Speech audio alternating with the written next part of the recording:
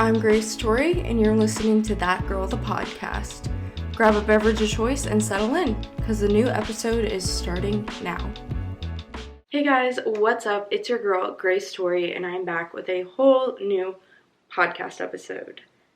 If my voice sounds a little it's because my allergies are bad, so I'm low-key losing my voice. So that's fun and fresh. We love that, but that's why it sounds a little and I'm like clearing my voice every so often, or clearing my throat because it's hard to talk. Also, there's currently like a little thunderstorm happening outside, just like setting the mood. It's the type of weather that you just want to go to sleep in, but obviously the hustle never stops. So here we are, but if you hear some thunder, we're all good here. Everybody's safe, and we are just chilling out at the house. We're all here for the rest of the night, so let it thunder, I guess.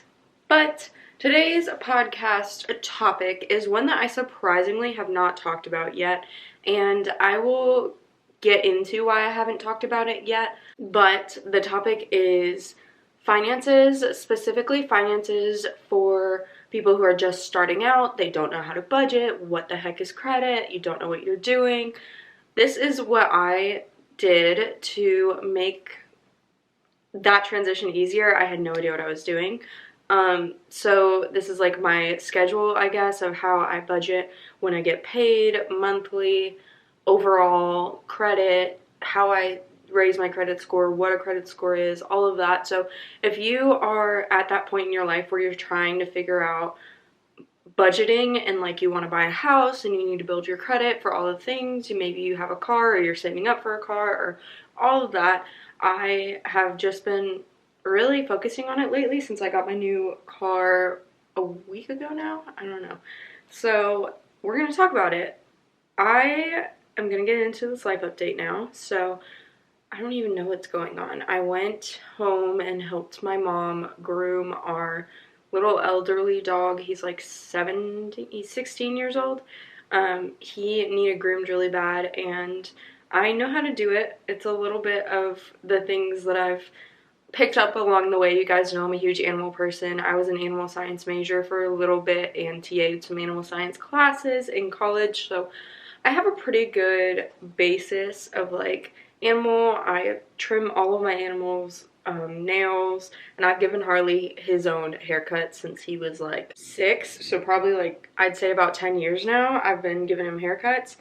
So that is what we're doing basically. I did that all day today. Other than that, I've just been working on some things behind the scenes, and now I'm working on the podcast. I'm trying to keep it low key and not do too much because I know my body's exhausted and I really want to listen to my body, but I'm also trying not to get behind on anything, so I'm just dancing along that fine line. But I think a word that has been really prominent in my life lately is stability, whether that's wellness, emotional stability, stability in my mental health, just anything you can possibly think of, which kind of brings us into our topic today of financial stability. I think when I am able to have more stability in my finances, it will ease a lot of stress and it'll ease a lot of anxiety in those areas, which will kind of bring me stability in other areas as well. So I'm really excited to kind of get a hold of that, which is why it's been such a heavy topic on my mind lately and why I'm talking about it. But I do kind of want to say the reason I waited so long to talk about it is because I am by no means an expert. I am by no means the be-all, end-all. You have to do what I say. Like, no, this is just what I do. The reason I waited so long is because I wasn't the type of person who got a degree in financing, is so good at budgeting, and is just a whiz. Like, I didn't really get any training in it in school. I learned how to write a check and we watched like a Dave Ramsey video in high school. And then I obviously took a finance class in my master's program, but that's pretty much it. I don't really have like an advanced skill set in finances. It honestly has just given me anxiety my whole life, and I haven't been great at it. So learning, basically being self-taught in all of this and figuring out for myself has been rewarding, but it's also given me a little bit of imposter syndrome. I'm definitely more capable than I give myself credit for, and I know more than I give myself credit for, but I never talked about it because finances is so important, and I just felt like I wasn't good enough at it to give you guys advice. But I think in the past year, I've really grown, and I'm just gonna tell you guys my tips and tricks, and if it sounds like something that's helpful for you, then definitely give it a go. If you're like, no, that doesn't fit my specific situation, then no worries. It's not going to hurt my feelings. I just really want to help you guys out because I know it can feel really daunting and overwhelming and super stressful. So, without further ado, let's talk about finances. So, there's a few things I want to talk about. I want to talk about my schedule, but then also what I would do if I had a completely clean slate and was starting over my finances. I think we'll do kind of my schedule first. So, from an overall standpoint, I did recently get Rocket Money, which I've never had before, and I do like it. I think it definitely helped me figure out where my finances were going and gave me an overall really good general look at how much money I'm bringing in, how much money I am spending, how where it's going essentially. The only thing that really bothered me is I have a lot of money go in and out of my account because like Josh will send me money towards rent, and then like rent will come out of my account, but all of that money isn't mine. So like it'll say, oh, you had this much going in and out of your account, when a lot of that wasn't mine. It was like Josh just sent it to me to pay our bills or things like that. So that was the issue I had with Rocket Money, but overall, I think it's good generally. I don't have premium. I did not pay for the premium, but it was good to go through my subscriptions because I have subscriptions on all 3 accounts. So to kind of give you an overview, I have my personal account, like my banking account that my debit comes out of. I have Venmo, which Venmo is like its own thing. I don't have my Venmo linked, but I do move a lot of money in and out of Venmo between all of my businesses and just Josh and things like that. I've been a bigger fan of Zelle lately though, but that's besides the point. And then I also have 2 credit cards. I have a credit card through Discover and Capital One. So I have my personal and then my 2 credit cards linked to Rocket Money. And I like to do subscriptions on credit cards because it's just easier and I know the money's going to be there as long as my credit cards are paid off. So that's why it was important for me to link it so that I could see what subscriptions I was even applying to, subscribed to, I guess. But I do want to say, I guess I'm going to sprinkle in my clean slate tips as I explain what I have. But one thing I would do if you are just getting into subscriptions is keep a running list of all the subscriptions you have. As soon as you sign up for it, write it down, because I didn't do that and I don't have like a master list. So I'm just kind of having to rely on Rocket Money and things like that, where it's like it kind of picks up all of your subscriptions, but I had to go through and add some that I know weren't on there, so I'm sure I'm missing some because I went through a phase where I just subscribed to everything under the sun, especially during COVID.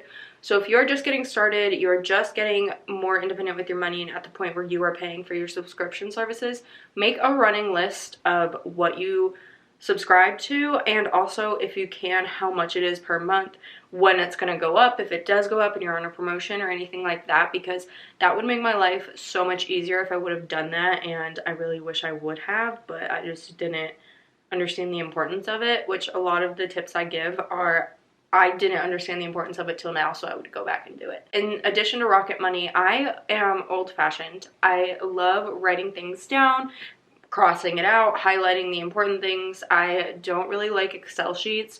Not that there's anything wrong with them. They're fun. I use them for work and stuff. But when it comes to my own personal records, I'm very old school, which may change. Maybe I should start documenting this stuff online in the event I need it later on, but I have all of it in a notebook. Basically, what I do is I have a salary job, so I know how much I'm going to get from that job every 2 weeks. I know what day I'm going to get it on. All the things. So I pay all of my bills, which is really important to know when your bills are due. You can look it up. It should be the same day every month. I pay all my bills the second paycheck of the month. And then, except for Moondance, my horse, I pay her board the first day of the month. If you can spread out your bills over multiple paychecks and that would be easier for you, definitely do that. You should be able to. Some places are more concrete than others, but if you have bigger bills and you want to divide it evenly, Moondance is about the same cost as all of my bills put together for like utilities and stuff. So by splitting that into two, I'm spending the same amount on bills each paycheck. So definitely see what you can do when it comes to the date that things are due and how you can organize it, because sometimes people let you pay at different times, especially if it's rent or something, and it does make it a lot easier kind of having an estimate of how much you're going to have to pay each paycheck. So once I look at all of the dates that everything's due, I write down the total for each paycheck, and for each paycheck I budget out how much I'm going to pull out of it immediately for bills. So if it's the first of the month, I just write down Moondance, and then groceries, gas, and any other big things at the time. Like, for example, I wanted to put some like foam tile in my office for the bunnies to be on so that they're not on the carpet, and that was like, I think it would be like $100 to do the carpet. So I wrote that down, and that would be like a bigger expense for me because $100 is a lot if you don't have it planned for. Obviously you need to do savings, anything like that. And then in terms of the other paycheck where I have all my utilities due, I break it down. So I put electric, Wi-Fi, sewage, water, gas, all of the possible bills that I have. And if there's any that I know Josh is in charge of, like he's in charge of Wi-Fi and gas, but I know they're due, he's probably gonna forget because he forgets with utilities a lot. So I usually write those down too so that I can either pay them or pay him for them or remind him, you know, just to stay on top of it. And if I ask him when the date is, I can kind of set a little alarm and know. So after I write down what the due date is, what the bill is, and what the cost is, I kind of make a game plan of when I'm going to pay it, and that's when I put it in each paycheck. What day, I go down to what day I'm going to pay it. So if I don't pay it on the day I get paid, I will pay it on this day, that day, whatever. Like in the event that I'm getting money from selling something on Etsy or selling bracelets, or I know that I'm going to be selling, like, I sold a fan not that long ago. Things like that. If I know I'm going to be getting money from that, I will break it down on how much I'm getting and what day. So I'll also write down any money I'm getting that's not from that paycheck. I hope this is making sense, but basically what I do is every single paycheck I write the total of the paycheck, write how much each bill is, subtract that from the paycheck, see how much is left, and then I also write anything that's going to be added and add that to the paycheck. So if I sell things, or you know, I'm getting money from somewhere else, or say it's my birthday and I know like someone's giving me money or something like that, I will write that on there. So that's how I do that. I will highlight things that are super important that I need to pay off. I will star things that can wait. I will cross things out as soon as I'm done with them. I usually check them off when I'm done with them so I can still read them. I like to color code things, so I'll color code certain bills, I'll color code groceries and gas. I like to divide it by personal life, or personal entrepreneurial stuff, and then like work. So everything in my life I divide by that, like personal, any work stuff that isn't my daily job, so just entrepreneurial, whether that's social media, on Etsy, bracelets, anything like that, and then also work stuff. So if I'm doing stuff for work, which usually I don't have to buy things for work, but say I purchased something from the lunch area we have. I've never been on a trip, but if I were to go on a trip and I had to buy gas for that and they didn't pay for it, anything like that. And that is how I do that. I'm hoping to use Rocket Money more and have a better idea, but that lets me know how much I have left over for gas and groceries and things like that. I always add how much I'm gonna pay on gas and groceries last, because that's kind of like just whatever I have left over. Savings, I like to do, I can't remember, it was Dow Jones, Haley I think her name is, she was on Call Her Daddy twice actually, but in the first episode she talked about what percentage of your paycheck should go towards certain things, and I think I like to do 20% for savings, but I can't remember. It honestly depends on how much I have to pay for that month. But the issue I'm in right now is I'm not putting anything in savings until I pay off my credit cards. So let's talk about my credit cards. Let's talk about credit in general. The reason I did not say to put paying off credit cards as an expense or a bill is because you should not be having paying off credit cards as a bill. That is my number one mistake. If I could go back, I would use my credit cards to pay something like gas and then immediately pay it off with my debit card. I didn't do that, and say I would run out of money with my check that I got and I don't have any more money, then I would go use my credit card. And so I ended up maxing out both of my credit cards, and now I'm paying them off to get them back down, which I don't recommend. I don't recommend spending anything on your credit card unless you can immediately pay it off. Don't use it when you run out of money. Don't make it like a backup. You need to immediately pay it off. Why is that so important? Because credit is key. Credit is unfortunately what is going to make the world go round as an adult. You can't buy anything like a house or a car or even get a personal loan if you have bad credit. You can't exist. It's just you can't exist. You cannot adult unless you pay for everything in cash and don't get a loan at all, or you pay in credit.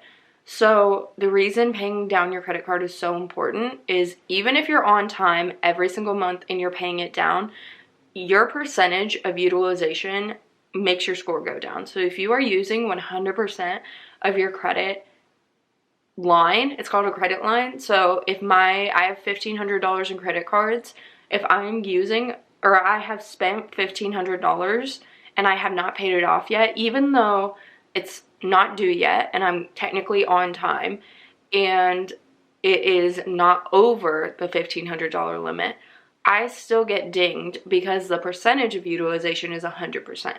I hope that makes sense. I did not know that. Literally did not know that. Also, say you use your entire credit utilization and then you are going to turn around and pay that whole thing off in 2 days. Well, guess what? If the credit bureau or whatever they're called, the higher powers, checks your credit and sees that you are 100% utilization, it brings your credit score down. They don't check, I don't know if they check a certain day every month, but it feels random to me. So even if it's due on this date, they can check it whenever they want and it'll affect your credit score. So I did not know that. So even if you're going to pay it off the next day, say that the credit bureau decides to check your credit utilization the day before, it's going to make your credit go down because your utilization percentage is high that day, and then you're going to have to wait till next month when they check it again to say you're at 0% utilization, and then your credit score will go back up, but not as high up as it was before. It honestly does not make sense, and it's not fair at all in my opinion, but I'm a little biased because no one taught me how credit works, and now I'm kind of figuring it out and paying the price. So shout out to my high school, my college, my family, because love you all, but you suck. You didn't teach me how to use credit at all. Anywho, what else? So yeah, definitely don't have credit cards as an additional bill because that's money you could be putting in your savings. And don't spend money on stupid things, please. I used to buy so much stuff just because I could, but then my savings account had $0 in it. And I would get to that moment where I needed to pay off something and I literally couldn't because I did not have the money to do it. Or say something happens, you get a flat tire. Flat tires are way more expensive than you think they are. And so you're like, oh man, I have $100 left over from my paycheck. And flat tires can be $700 if you need 4. So that is crazy. And also, I don't know if I would just replace 1. Usually you're supposed to replace 2 or 4, but I'm also not the expert, so just gonna put that out there. What else? I feel like I'm missing so much. I guess living below your means is really important. Did I say that right? Basically, don't spend all of your money. You should not be living paycheck to paycheck. If it is possible for you to be making more than you are, then I say go for it, because especially in this economy, if you are in the United States, you're gonna see that it's really important to be making as much money as possible if you are right now, because things are going up. The cost of living is not meeting salary requirements and everything is just insanely expensive right now. So don't spend money on stupid things. I promise you, It'll be so much better. Life will be better for you if you aren't spending money on dumb things. And I'm not saying to not splurge. Like, I got Taylor Swift tickets for my birthday. I helped pay for them. That was a large chunk of money. That's okay. I'm just saying, like, every single day, don't be buying, like, going on a shopping spree, because clothes will fade, but one day you're gonna need money, and you're gonna be like, man, I really wish I didn't buy $300 worth of clothes every single paycheck. That was dumb. Like, I'm telling you now, because I've been so bad with money, and until I got to the point where I didn't have it and I had to live so minimally, and I felt awful, that I was like, okay, maybe I need to be better about that. Also, another thing I want to talk about that no one talks to you about, when you are interviewing for jobs and they tell you the salary range, really ask yourself if you can live off of that amount. Gross pay versus net pay is really important, so you need to be asking what the gross and the net is. So gross is the total amount. Net is what you're going to get after they deduct taxes and 401k, all of the important things. I think. I might have gotten them switched, but I'm pretty sure gross is the higher one. So if they tell you the gross pay, and then you find out that your net pay is $600 less a paycheck, because that's happened to me before, and you budgeted for the gross pay, you're going to be in a really bad situation.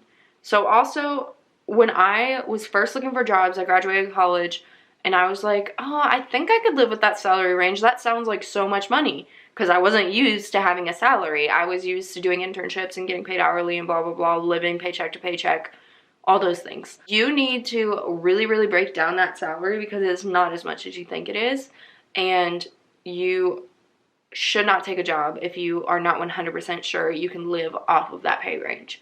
Obviously, be honest with yourself, and if there's things you can live without that you may have to cut out of your budget, like subscriptions, for example, then that's okay. It's gonna sting, but it's part of adulting. You're gonna have to work your way up the ladder. You're not gonna get out of college or get out of high school and go into the workforce and make 80 grand immediately. I mean, maybe you could, depending on your profession. Obviously, salaries widely range based on profession and where you are located.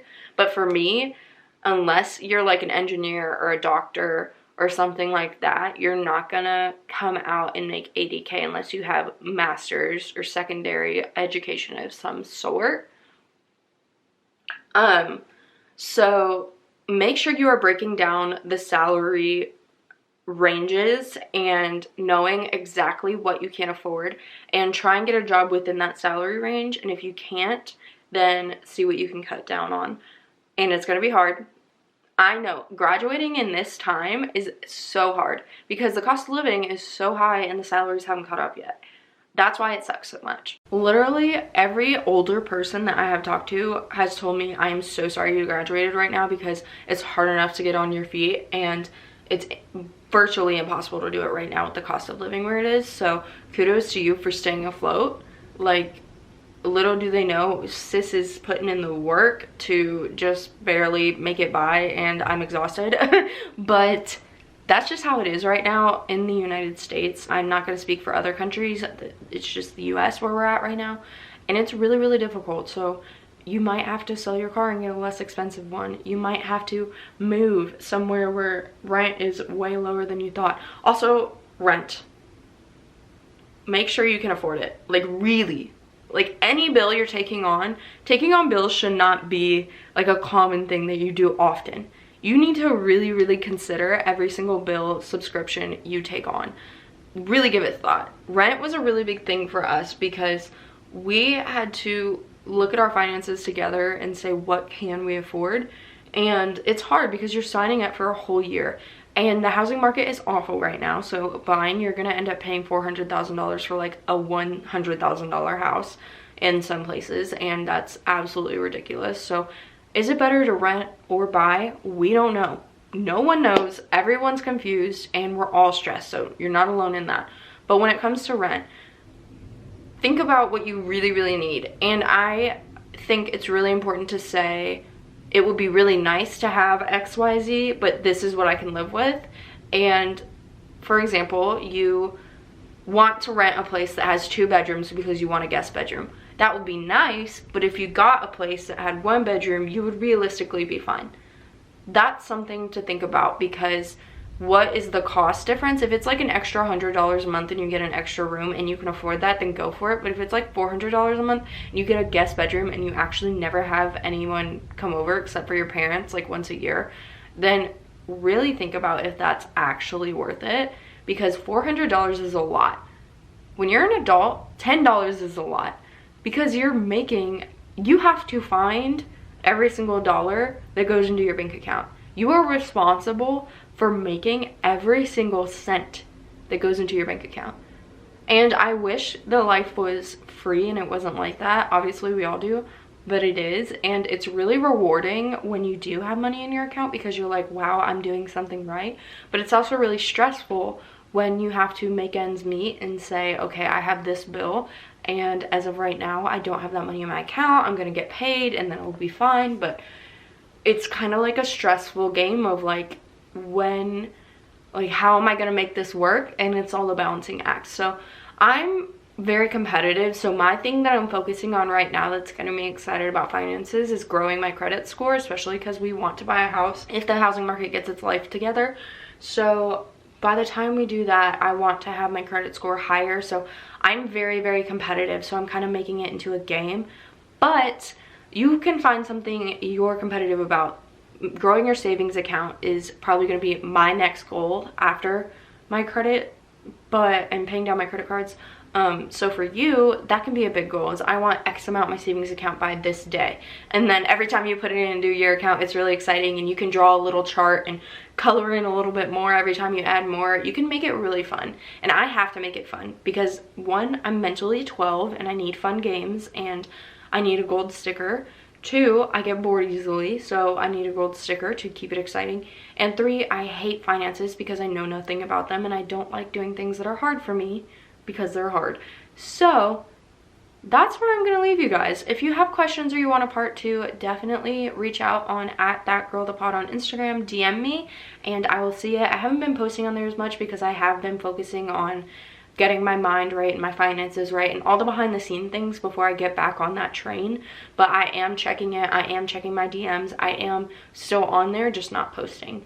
Also, don't forget to follow on TikTok @thatgirlthepod. Don't forget to follow on whatever platform you're on right now. Subscribe, follow, whatever the term is.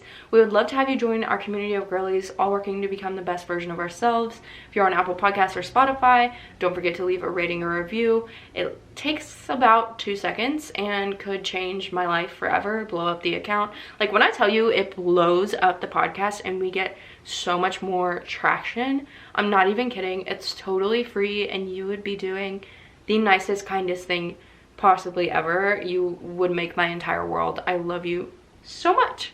So I think that's pretty much it. Don't forget to shop Casper Collective down below, my new bracelet making business that makes you a best friend bracelet for you and your dog, where is a little collar charm, and you can also get it for horses and bunnies and cats and all the fun things. So definitely check that out. But I upload every single Sunday and Wednesday. I will see you in my next podcast episode, and I love you. If you're watching this on a Sunday, I hope you have a great Sunday night. If you're watching this on any other day, I hope you have a great morning, afternoon, or night, and I'll see you guys later. Bye guys.